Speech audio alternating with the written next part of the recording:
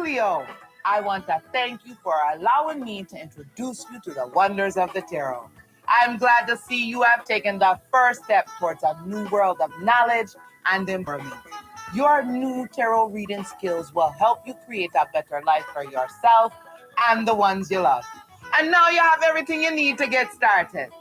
Remember that tarot is much more than a game. This is a spiritual undertaking. You may not yet know how to interpret the cards, but the truth is there right before you. The cards, them never lie. Within this tape, you will find the tools you will need to begin exploring the ancient tarot.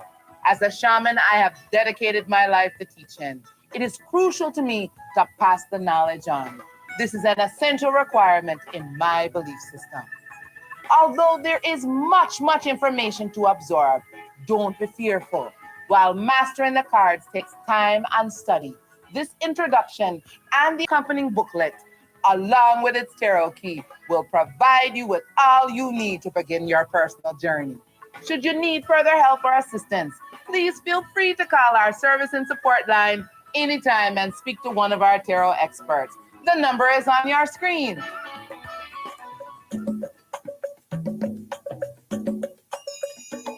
The cards themselves are vibrant and colorful. You will notice that they are based upon Egyptian symbols.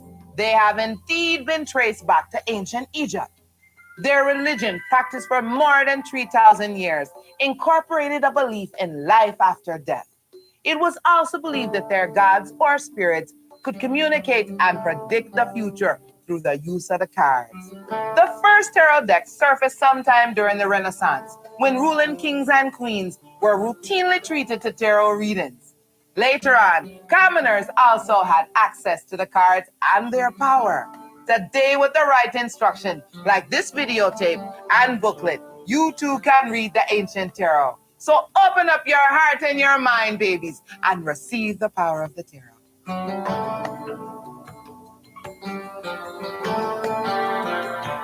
Before placing the cards out to be read, they should be shuffled. Now, most of you probably think there is a right or a correct way to do this, but there isn't. Just mix them up in whatever way feels most comfortable for you.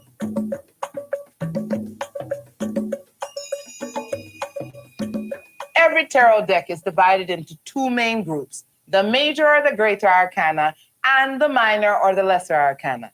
In your booklet, you will find a concise key to the meanings of the individual cards that make up the major and minor arcana in both natural and reverse positions.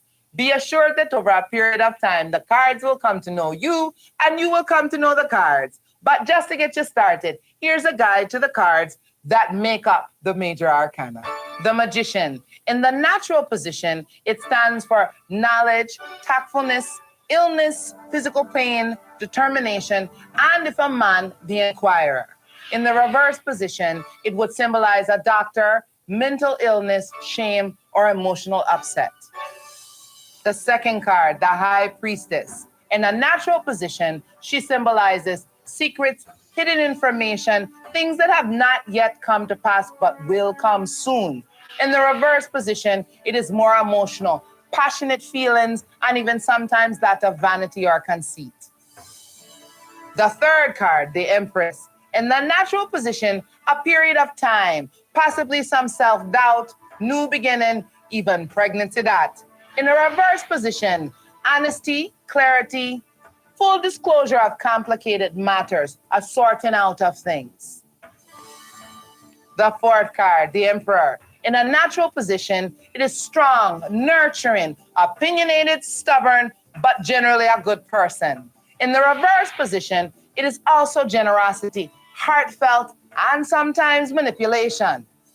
The fifth card, the Hierophant, in a natural position, most often represents a relationship, marriage or otherwise, coercion, feeling of being trapped. In a reverse position, it represents greater surroundings, comprehension, and people that are easily taken advantage of. The sixth card, the Lover's card. In a natural position, it stands for physical attraction, the body beautiful, love relationships, and overcoming some difficulties. In a reverse position, it stands for silliness, unrealistic goals, and the indication of a relationship ended. The 7th card, the Chariot card. In a natural position, it stands for formidable success, marking of one's territory, and trouble often stirred by vindictiveness or revenge.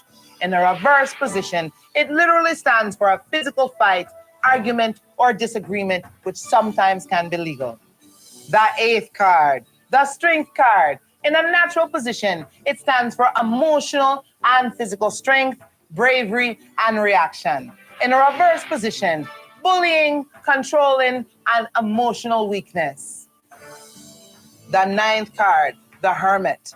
In a natural position, indicates loneliness, solitude, often betrayal, incorrect actions, or dealings. In a reverse position, hidden actions of guilt, fearfulness, and uncertainty. The 10th card, the Wheel of Fortune. In a natural position, it often can symbolize a personal journey, happiness, and positive results.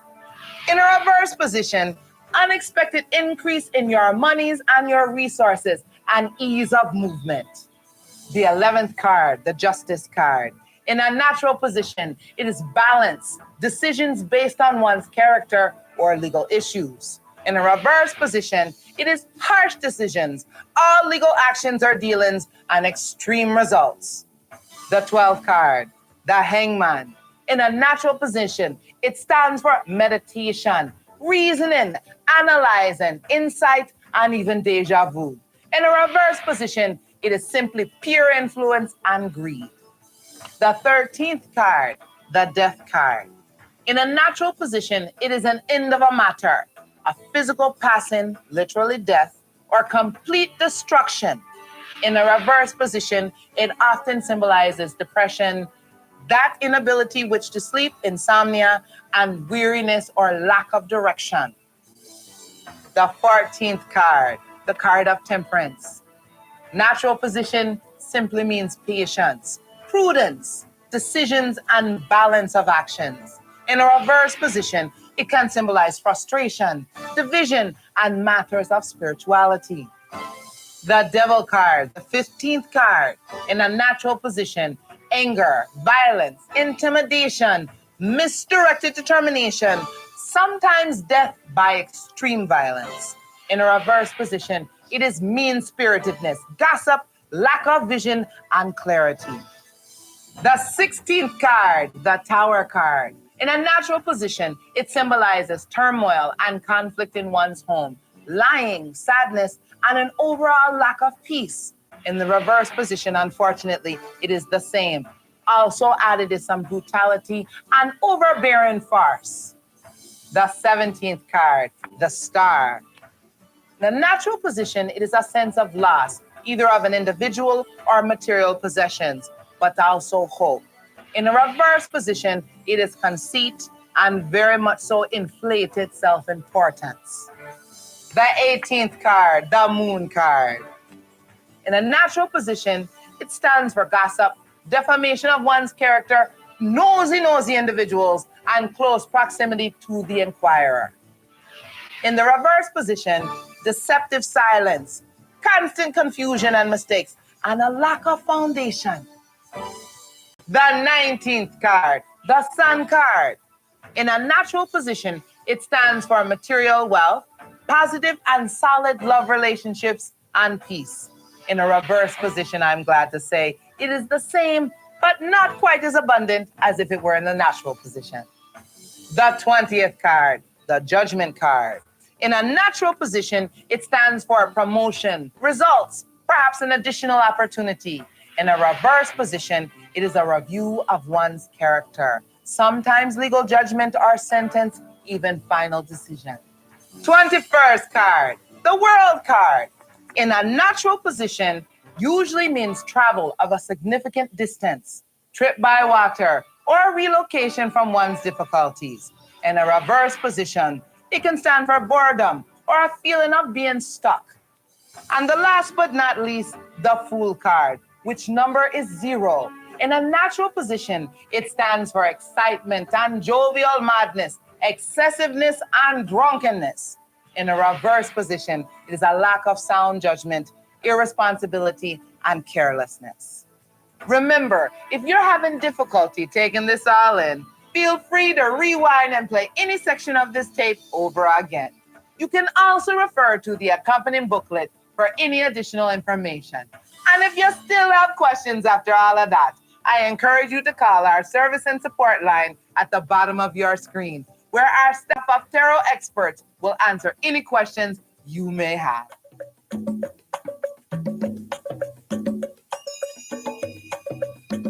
Similar to a regular deck of playing cards, the minor or the lesser arcana are divided into 4 different suits. Also similar to playing cards, the suits are further divided into what you may see as face cards and number cards. The suits are staffs, cups, swords, and coins. Each suit has a clear purpose and meaning of its own. For example, the staffs often represent the everyday struggles we encounter in our daily lives. The cups represent the emotional fruits of our labors, as well as tangible benefits. The swords represent struggles that are emotional in nature, ones that cause us to judge ourselves and to judge others. The coins, they represent the increase of money, property, and family, such as additions to one's family, as a result of previous work. It also indicates the handling and appreciation of such gifts.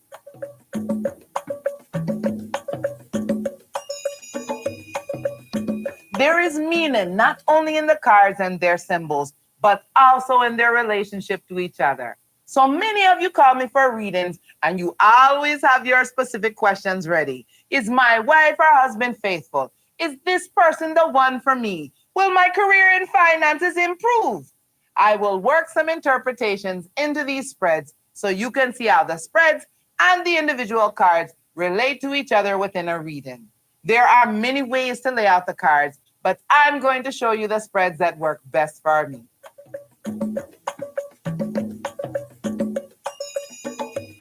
The first spread that I'm going to demonstrate for you is one that you have all seen me use for quite some time now, and it is called the 4 doors. What you do is make sure you shuffle your cards sufficiently, once or twice, sometimes 3 times. It all depends on how you are feeling and what the cards are saying to you. Then I want you to divide the cards into 4 sections. Allow the cut to happen naturally. Don't force it. Simply pick up the cards. Some sections will be larger than others. Some will be smaller than others. Leave the cards to do the work. You start to your outside left. You pull up your first card, then the second card, third card, and then your 4th card is your outside right. Now, as we would move through this, if I was reading this for a person, I would start with the first line only up to give me an idea of what is going on. We have the Queen of Swords here. Very formidable woman, very generous, very upstanding. Next to it is the 2 of Staffs. So I'm thinking here, there are some surprises going on with the 2 of Staffs in this reverse position. Then we've got the Page of Swords. Again, in a reverse position, and then we're followed by the Sun in a reverse position. Well, this is still a little bit confusing, so I don't want you to be alarmed. We know what we're talking about here. Now we go on to the Page of Cups, the Knight of Cups, Page of Staffs, and the 5 of Cups. Let me tell you something right now. Let me see. This young lady here, the Queen of Swords, she has too many boyfriends. Cleo, how you know that? Watch. We have too many men that are represented by the cards. Remember, the cards have more than just one meaning. Truth is dimensional, my dears. It is not one-dimensional. It is multidimensional. And that is why the cards work. Here she is. There is one Page of Swords. There is one Page of Cups. There is one Knight of Cups. There is one Page of Staffs. Now, 2 of the brethren, they look pretty good. 2 of them, I not trust. And one of them, it is real clear to me, has either a drinking problem or a drug substance abuse problem. Because whenever I see the 5 of Cups, there is lament in that. You understand me? So she is trying to make up her mind about any one person. But if she came to me and said, oh, Miss Cleo, is he the right one? By the time I'd finished turning up the second line, I would say, which one are you talking about, baby? You understand? So this is what I am saying to you.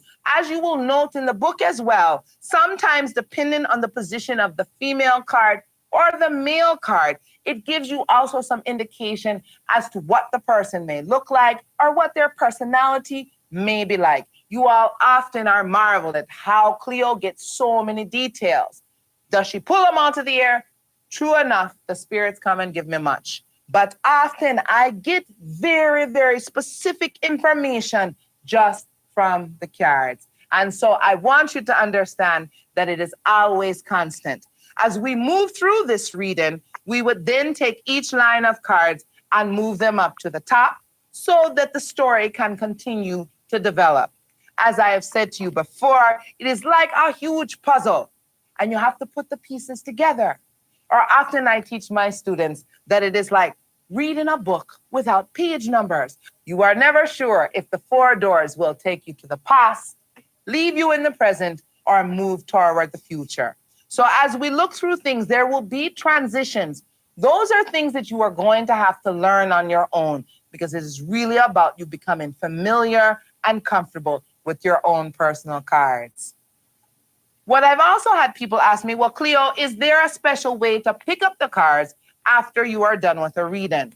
Quite honestly, Cleo is going to tell you, not in particular, not that I have ever taught. Perhaps someone may disagree, but not that I'm aware of. I take the cards up in sections, just as I am doing here. I place them all together, and if another reading is coming, or if I am done with the cards, I still will shuffle to close the cards and let them know that I am moving on.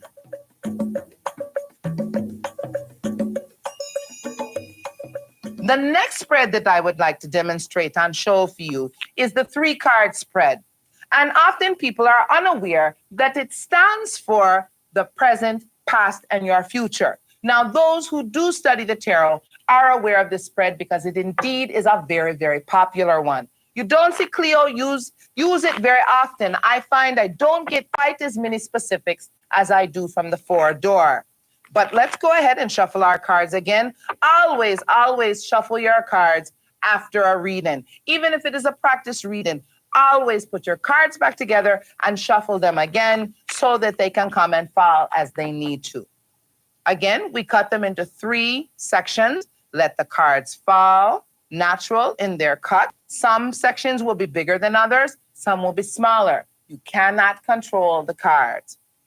You start to your left, your center card, and your outside right card.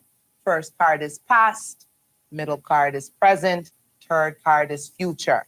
Let's see what the next line tells us. Oh my. I would even wager to say that this again is another difficult situation here about love matters, and that there may have been some decisions made in extreme haste. Even so, the hangman in that position, there was a lot of thinking going on around this. There was a lot of unnecessary worry by the 6 of staffs in a reverse position. The Queen of Swords, not necessarily a person we want to trust completely, can be a little bit overbearing, a little bit materialistic too. Now, I know it's a love relationship and that we were doing a lot of thinking about that because the 2 of Swords is in a natural position right up under the hangman. Why do I know there are problems? Without a doubt, the Tower card sits below the 6 of staffs. That concerns me as well because I'm seeing a lot of turmoil in the house at that time, possibly even some fear that may be over-exaggerated by the position of the 6 of staffs, but definitely very, very real and ongoing by the position of the Tower card. Finally, we would end this one, if the reading stopped here with the 4 of Swords in a reverse position, I would know in my heart that this person has had no sleep at all behind this, that they have been so confused and so tied up inside that there is no relief, not even when they close their eyes.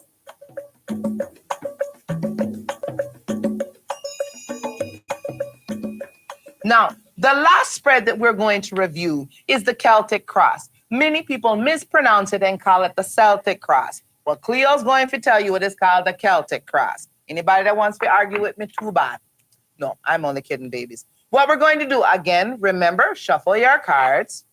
There are many variations on the Celtic cross, so I don't want you to be too concerned if you've seen it done several ways. This is the way that Cleo reads the Celtic cross. But as I said, be open often. Now, see, I love that this happened. You see how this card kind of came out while I was shuffling? Ordinarily, Cleo will not put that card back in the deck. What I will do is I will make this my number 2 card. Your first card in the Celtic cross is turned upright like thus. The second card goes across the first card. This is basically where the individual is at right now, who is making the inquiry to the reader. So I am starting with an 8 of coins, all right, which is a card of employment, hard work, constantly striving towards something, and it usually pays off. Now, how interesting that we also have the 2 of swords, and I'm going to move it for visual sake. The 2 of swords. Now, we have seen this card 3 times. There must be a whole lot of people in this room that have love issues. As I look at the 2 of swords, it is a relationship card. It is a card of strong affinity, strong friendship, that. So now I'm going to go to the 3rd card. Oh my, it's a judgment card.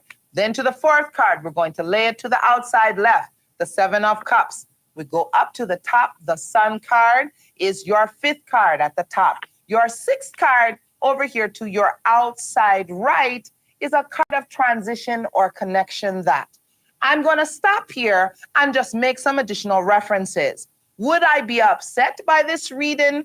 Not necessarily. There is a choice that is having to be made here.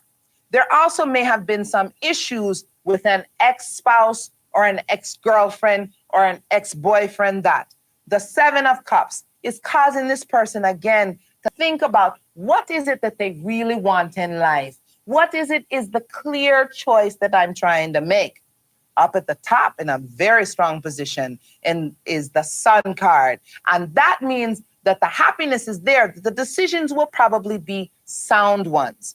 The Queen of Coins, however, is letting you know that you really need to be mindful of all of those people who all of a sudden want to come and celebrate with you all of your good fortune, because they are probably not honest and true. Now, as we go from the transition card and we go to the future, which is this last line of cards on your outside right, we go there with the Justice card, the Empress card, the 3 of Swords in a reverse position, and the 8 of Swords in a reverse position. Now, those are some very, very difficult cards.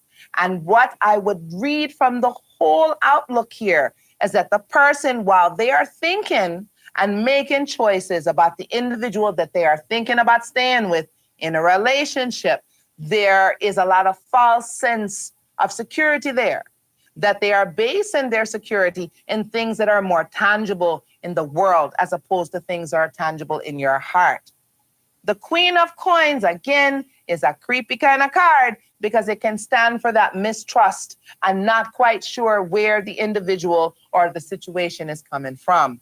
The last 4 cards, I have to admit, are a little bit disturbing to me because I don't have a happy ending for which to tell somebody about. The Justice card is in a reverse position, which means that the decision or the judgment came very harsh. The Empress card is above that, which can stand for a new beginning, which can stand for the person starting over. However, what follows that is a broken heart and a lot of missing, a lot of lamenting. And then on the top, the 8 of Swords in a reverse position. And also that one is someone who is coming, who has brought destruction and dismay to you. And so this, to me, while we started out in a very positive place, this person will find out that they need to watch their relationship and they need to watch the people around that relationship because there is great potential for much mishap and much unhappiness.